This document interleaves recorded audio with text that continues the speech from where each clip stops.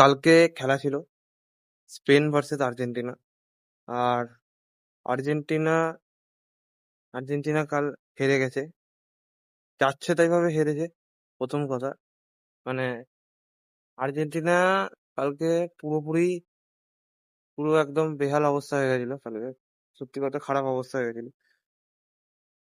Argentina কাল খেলতে পারেনি, সত্যি কথা এটা।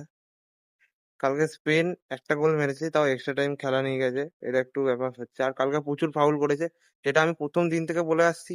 একটা জিনিস, যে ইংল্যান্ড যে ম্যাচটা ছিল, ওই ম্যাচটাই ইংল্যান্ড জিততো, কিন্তু ওইটা ব্যাপারটা হচ্ছে, এটা পুরোপুরি রেফারির দোষ ছিল। ওখানে পুরো একটা ফাউল দেয়নি, পেনাল্টি দেয়নি, অনেক কটা মিস করেছে।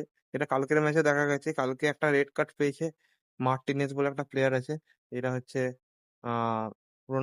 কি বলে, আর্জেন্টিনার প্লেয়ার, যেটা আগের দিন গোল মেরেছে, যে আগের দিন একটা গোল মেরেছিল। তো রেড কার্ড পেয়েছে কালকে। তো এরকম একটা জিনিস হয়েছে, আমার তো খুবই খারাপ লাগলো। যাই হোক, আর্জেন্টিনাকে ফলো করি, এবং আর্জেন্টিনা আমার, মেসিকে ভালোবাসি, বাট আর্জেন্টিনাকে আমার ভালো লাগে না, ঠিক আছে, টিমটাকে। খারাপ লেগেছে একটু যে আর্জেন্টিনা হেরে গেছে। আর ঠিক আছে, স্পেন কাপ পেয়েছে, দুটো কাপ স্পেনের কাছে চলে এসেছে, এবং স্পেন কাপ পেয়েছে, আমার খুব ভালো লাগলো। তো অনেকদিন পর হাড্ডাহাড্ডি লড়াই দেখবো ভেবেছিলাম, কিন্তু কালকের ম্যাচটা পুরোপুরি ওয়ান সাইডেড জিতে গেল স্পেন। এবং কালকে শট অন টার্গেট তো একটাও ছিল না, বল। তাহলে তুমি বলো এবারে, আমি বাদ দিলাম হচ্ছে আর্জেন্টিনা একটু চান্সও নেয়নি জেতার। এটা কেমন হচ্ছে? ফাইনাল, এটা ফাইনাল বলে, ফাইনাল চলছিল কালকে। আমি তো কালকে অর্ধেক ম্যাচ বন্ধ করে দিয়েছিলাম। 10 মিনিট, আমার কালকে একটু টায়ার্ড ছিলাম, আমি ম্যাচই দেখিনি।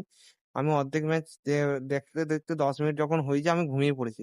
সত্যি আমার বোরিং লেগে যায়। আমার নিজের মানে ফোনটা অন করা ছিল, বাট আমি ম্যাচই দেখিনি। আমি কি বলবো, ম্যাচ দেখার, ম্যাচ যে অন করে রেখে দিয়েছি, দিয়ে ঘুমিয়ে গেছি। দিয়ে তারপর কিছুক্ষণ পর মানে অন করে দেখছি যে, তখন ম্যাচটা অফ করে দিয়েছি, এবং আমি তখন ঘুমিয়ে গেলাম। ঠিক আছে, আমার একটু টায়ার্ড ছিলাম কালকে, গেছিলাম।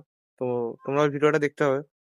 তো কি বলবো, তো আর্জেন্টিনা সেরকম খারাপ লাগছে যে মেসিটা লাস্ট ওয়ার্ল্ড কাপ ছিল, ঠিক আছে। তারপরে আমি মনে করি আর্জেন্টিনা ফ্যান রোনাল্ডো ফ্যানকে যেমন ট্রোল করে, তো ওরা ট্রোল হয়েছে, আমি বেশ হয়েছে আমি বলবো, ঠিক আছে। যেমন রোনাল্ডো ফ্যানকে ট্রোল করে, রোনাল্ডোর কাছে কাপ নেই, তোমরা জানো।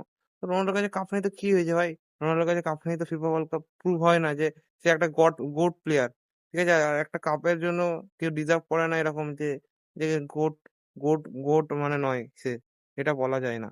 কারণ রোনাল্ডো গোট আমরা সবাই জানি, ঠিক আছে। আর কিছুই বলার নেই। চলো, আবার 4 বছর পর দেখতে পাবো খেলা। টাটা।